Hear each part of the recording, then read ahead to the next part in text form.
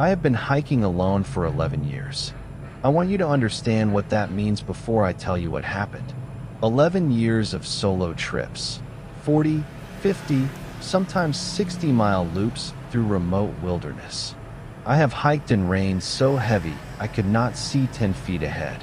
I have navigated by compass through whiteout fog. I have spent nights in temperatures that dropped to -15, alone, in a tent, in complete darkness, and felt nothing but a deep and satisfying calm. I am not someone who frightens easily. I am not someone who imagines things in the dark. I am a practical person. I work as a structural engineer. I think in systems and load-bearing calculations and measured outcomes. When something goes wrong on a trail, I do not panic. I assess. I am telling you all of this because I need you to understand that what happened to me on the Harrow Ridge Trail in Northern Oregon was not the experience of an unprepared person. I did not make amateur mistakes. I followed every rule I had learned over 11 years of wilderness travel. I was careful, methodical, and experienced. It found me anyway. The third week of October is my favorite time to hike in the Pacific Northwest. The summer crowds are gone. The undergrowth has thinned enough to move through easily, and the old-growth forest takes on a quality of light in autumn that I have never been able to fully describe. Amber and deep green, and something older underneath, like the light itself remembers when those trees were saplings. I have tried to explain it to people who do not hike, and they always nod politely and do not understand. I arrived at the Harrow Ridge trailhead on a Tuesday morning, early. My truck was the only vehicle in the small gravel parking area. 6-day solo trip, fully planned. 40-mile loop through dense old growth. 2 significant river crossings at miles 12 and 28. Total elevation gain of approximately 6,000 feet spread across the route. I had done this exact trail twice before, in previous years. I knew its rhythms. I spread my map on the hood of the truck and went through my checklist one final time. Navigation equipment, compass, paper map, no reliance on GPS. First aid kit, emergency shelter, 5 days of food plus 1 extra day emergency supply, water filtration, headlamp plus backup, 40 meters of paracord, signal mirror, whistle, everything present. Everything checked. I signed the trail register at the wooden post near the trailhead. Name, James Calloway. Entry date, October 19th. Expected return, October 25th. Emergency contact, my sister Rachel in Portland. There was a small ranger station booth near the register, the kind staffed only during peak season but occasionally occupied in autumn by whichever ranger drew the short straw for the week. An older man was sitting inside, reading. Gray beard, large hands. The particular stillness of someone who has spent a great deal of time outdoors and learned to be comfortable doing nothing. He watched me sign the register. He watched me shoulder my pack. He did not say anything until I was already moving toward the trailhead opening. You going in alone? Yes, I said. Done it before. Done this trail twice. He nodded. It was not a reassuring nod. It was the nod of someone who has made a decision about what they are and are not going to say. I have thought about that nod many times since. Stay on the marked trail, he said. Don't follow sounds. I assumed it was standard advice. Don't follow animal sounds off trail. Don't let curiosity pull you into the undergrowth chasing something interesting. Sensible wilderness guidance. I thanked him and walked in. If I had asked him what he meant, if I had stood there for 30 more seconds and said, "What sound specifically?" I think my answer would have been different. I think he wanted me to ask. I think he was waiting for the question. I did not ask. Not slowly. Completely. Eyes open, body fully alert. The particular awakening that comes not from a dream, but from a sound that the sleeping brain flags as requiring immediate conscious attention. I lay on my back in the dark and did not move and tried to identify what had woken me. Then I heard it. breathing. Outside the tent, perhaps 4 or 5 feet from the nylon wall. Slow, deliberate, deep. Not a small animal. The volume and depth suggested something large. I ran through the mental checklist. Bear breathing has a specific wet quality I have encountered twice before, a kind of bubbling undertone from the large nasal passage. Mountain lion breathing is shallower and faster. Elk tend to snort, to exhale in short bursts. This was none of those. It was dry and slow and absolutely regular. In for 4 counts, out for 4 counts, a rhythm so steady it seemed almost mechanical. And it was patient. There was no quality of an animal investigating a new smell and preparing to move on. This sounded like something that had arrived at a specific location for a specific purpose and intended to remain. I lay still and counted the minutes on my watch. For minutes. 8, 12. At 16 minutes the breathing stopped. One breath, then silence. And then footsteps. Heavy, bipedal. I was almost certain bipedal, though the ground cover made it difficult to judge. Moving away from the tent, heading north, into the deeper forest. One step at a time, no rushing, completely unhurried. I did not sleep again. I lay in my sleeping bag until gray light began to show through the tent fabric, and then I got up and made coffee and sat beside the cold creek and wrote in my journal and tried to construct a rational explanation. By the time I broke camp, I had 3 candidates. 1. A bear, moving in an unusual pattern, possibly habituated to humans and therefore less reactive. 2. Another hiker, camping illegally without a fire, passing through in the night. 3. Acoustics, the creek and the granite outcropping creating unusual sound reflection, making something distant seem close. I chose candidate 3. It was the most comfortable, and I needed to keep moving. 3 miles up the trail the next morning, I found the first one. A stick figure, approximately 18 inches tall, constructed from small dry branches, 3 for the body, 2 crossed for arms, 2 splayed for legs, bound together at the joints with what appeared to be strips of bark, tightly wound, professionally tight. It hung from a length of the same bark strip material looped over a low branch that crossed directly above the center of the trail at approximately head height. It was turning, slowly, perhaps half a rotation per minute, steady and constant. The air was completely still. I stood under it for a full minute and held up my hand to check for any movement. Nothing. The figure turned anyway, maintaining its pace, neither accelerating nor slowing. I told myself, other hikers. Trail art is common in popular wilderness areas. Cairns, stick sculptures, simple constructions left as a form of communication between people who pass through the same spaces. I had seen similar things before on other trails. I took a photograph and kept moving. Half a mile later, another one. Identical in every detail. Same dimensions, same binding technique, same bark strip hanging cord, same branch position directly over the trail center, turning at the same rate in the same still air. I stopped for longer this time. I examined the binding closely without touching it. The bark strips were fresh, still slightly green inside, recently cut. This had been made within the last day or 2 at most. I looked into the forest on both sides of the trail. Dense undergrowth, visibility perhaps 20 feet in any direction.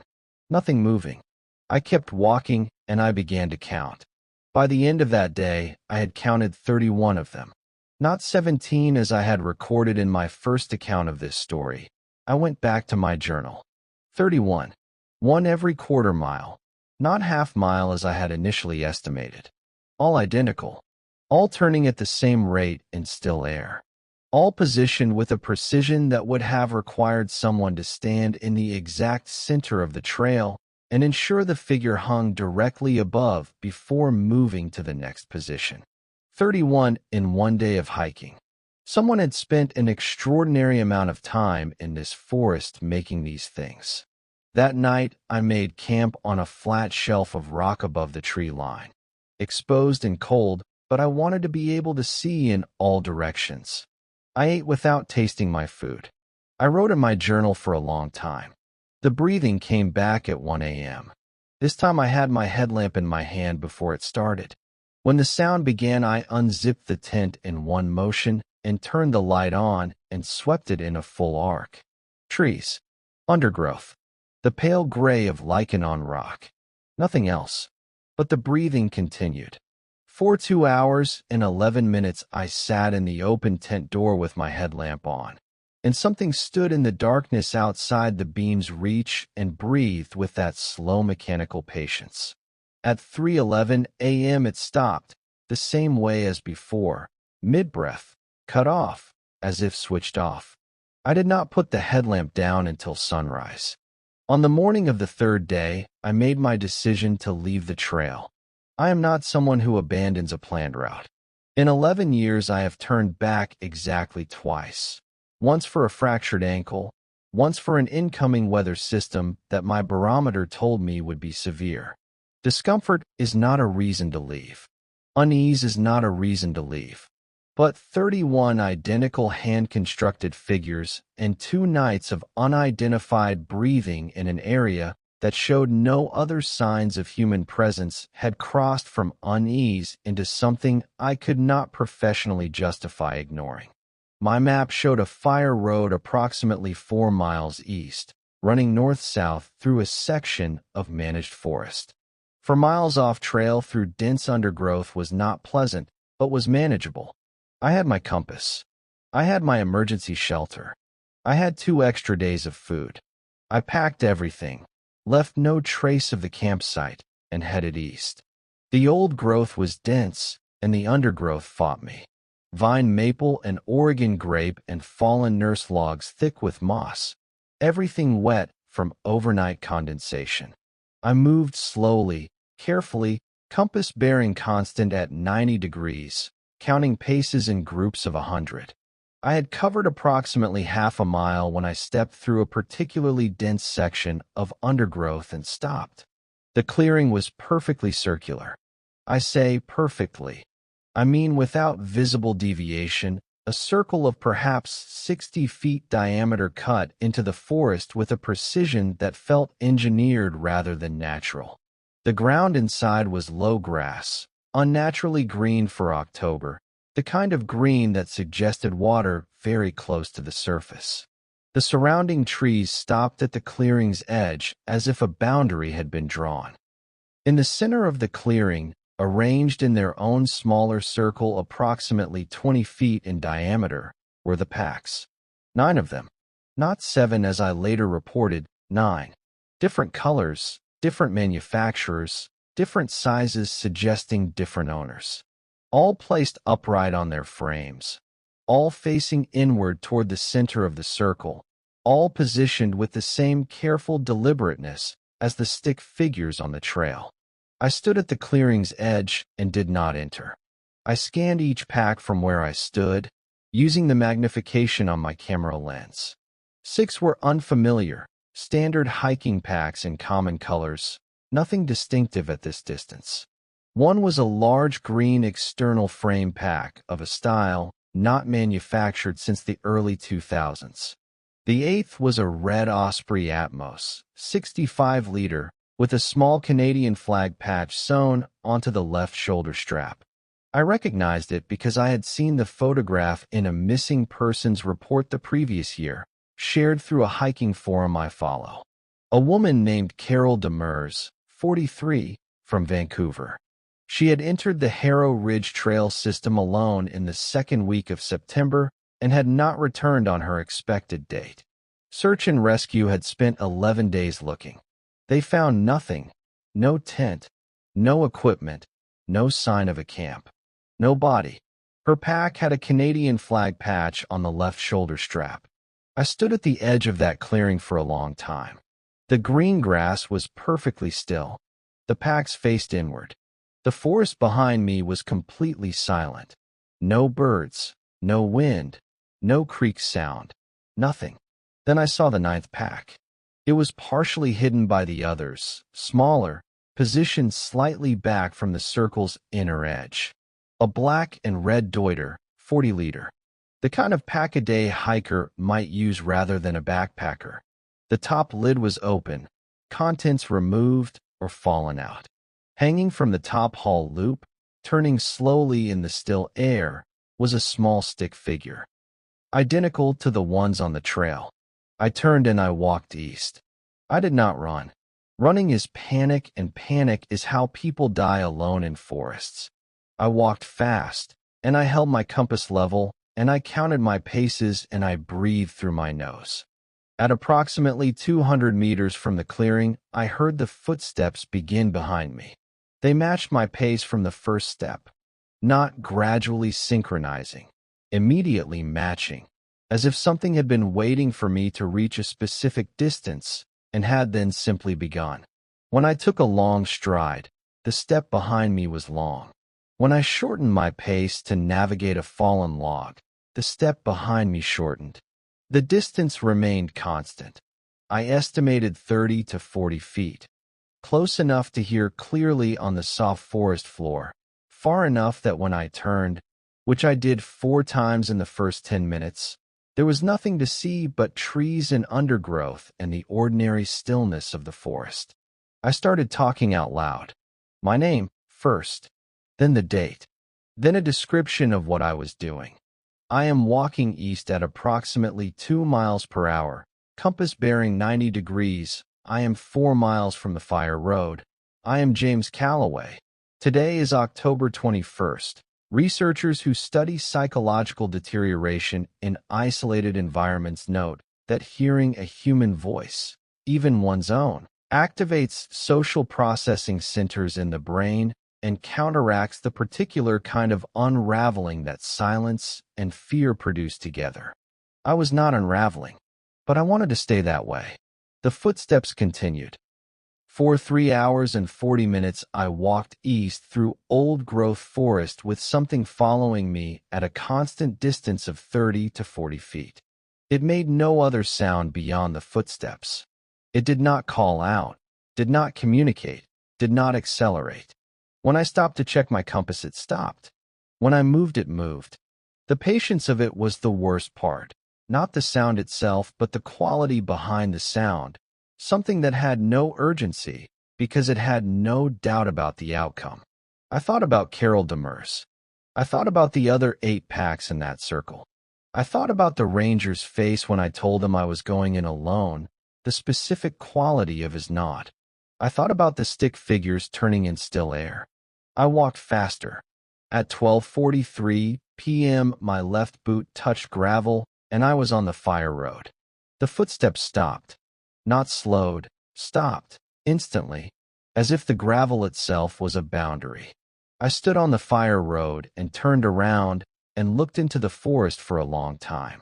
Trees, shadows, the ordinary dark of old growth on an overcast October afternoon.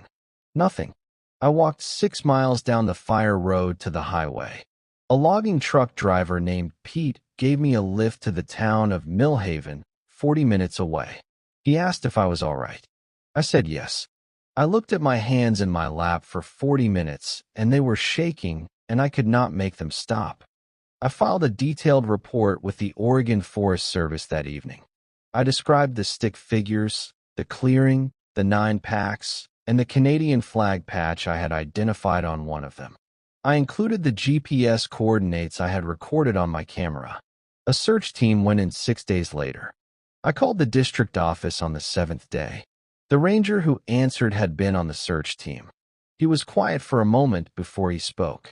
They had found the clearing, the grass, the circular arrangement, exactly where my coordinates indicated. The construction was real, the clearing was real, and the ground showed evidence of the packs having been there. 9 circular impressions in the grass, perfectly preserved. The packs themselves were gone. No tracks leading out of the clearing in any direction. No drag marks. No sign of disturbance in the surrounding undergrowth. 9 backpacks, one of which was likely connected to an open missing persons case. removed without trace in the 6 days between my report and the search team's arrival. I asked about the stick figures on the trail. He said they had found 3, not 31, 3, at irregular intervals, nothing like the pattern I had described. I have my photographs. I have 31 photographs of 31 figures taken over the course of one day. I have shown them to people I trust, and they see what I see. I still hike. I cannot stop. The forest is as necessary to me as breathing, and I have accepted that about myself. But I do not go alone. I do not enter old growth in October. I do not hike the Harrow Ridge Trail or any trail within 40 miles of it. And I have one rule that I have not broken since that week and will not break for as long as I walk in wild places. When something follows you in the forest, you do not look back. You do not engage with it. You do not try to understand it. You do not stop. You find the nearest road and you walk toward light, and you do not look back. The ranger told me not to follow sounds. He never told me what to do when the sound follows you.